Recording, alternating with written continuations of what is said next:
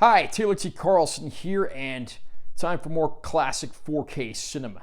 One of my favorite classic noir films has just gotten a fantastic 4K release from Kino Lorber, that of course being Touch of Evil.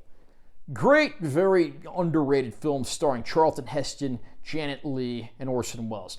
The movie even has special appearances from Marlene Dietrich and Zsa Zsa Gabor, and a supporting part from Joanna Moore. This movie was probably more famous for how it was infamously recut behind the scenes than for the quality of the movie itself. We'll go ahead and do our unboxing here, and then I'll share some information to let you know if this is the release of this film that you'll want to own. We take the slipcover off, and underneath, pretty much the same deal. In here we actually have 3 4K discs. I don't like how they had to layer 2 of them on top of each other. Under here we have the theatrical version, which is the version that was actually released in theaters.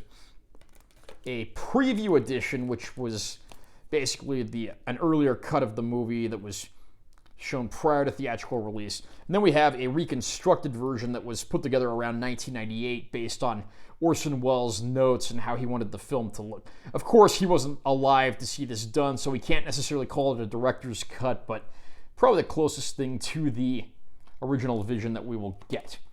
Disappointingly, unlike a lot of other Kino Lorber releases, there's no reversible slipcover art on that one, but I'm not complaining too much there. Touch of Evil revolves around Detective Vargas from Mexico, who's just married his new American bride. They're about to head back to America, but a car bombing launches an investigation. Vargas, of course, is trying to put a crime family behind bars, and this car bombing only throws a further wrench into the mix.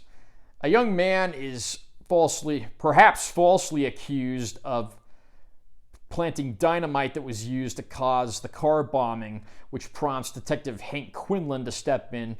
Quinlan, of course, has a massive arrest record, but there is a lot of questionable nature as to the legitimacy of what he does, including the likes of planting evidence. It's up to Vargas to help the young man accused if he truly is innocent.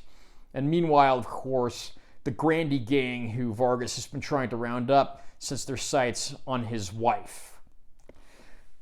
This is a fantastic noir film, and it's really a shame that this would be the last major American production that Orson Welles was involved with due to his frequent clashings with the studio. It's not the first time he'd ever clashed with the studio regarding a film either.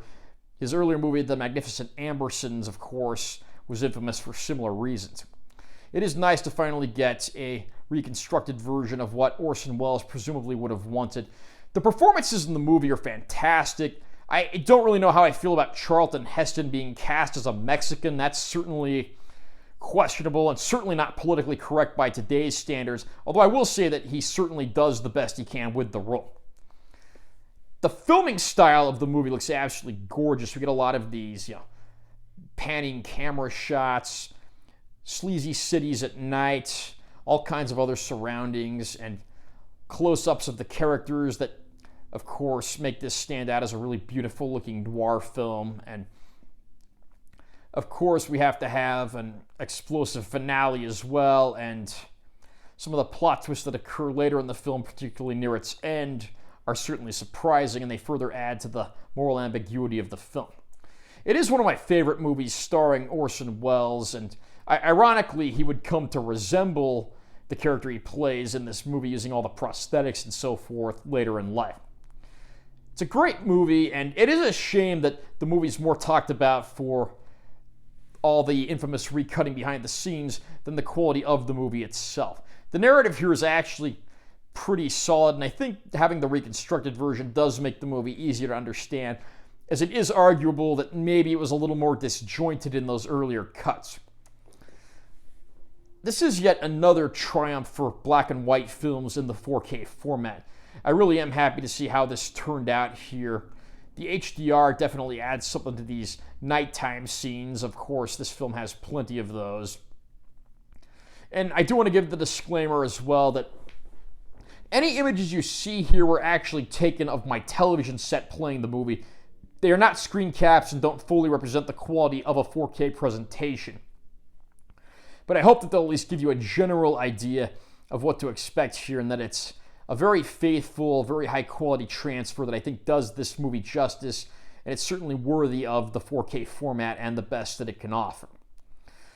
There are, in addition to commentary tracks, a handful of featurettes. These must be pretty old because Charlton Heston is interviewed in them, and of course he died in 2008. And then you have faces like, Peter Bogdanovich who show up. He, of course, lost his life not too long ago as well. But even if the features are sparse, what little is here is pretty informative, and I do think fans of film will get a kick out of what they find here. I do highly recommend this package for any fan of any of these actors, Orson Welles, or classic cinema and noir in general. Are you a fan of the movie Touch of Evil? Have you seen it yet? What do you think? What's the best cut of the movie? Comment down below and let me know what you think. Also, remember to subscribe to this channel for more content because I'm always posting new videos. And make sure you give this one a like if you found it helpful. I'm Taylor T. Carlson. See you next time.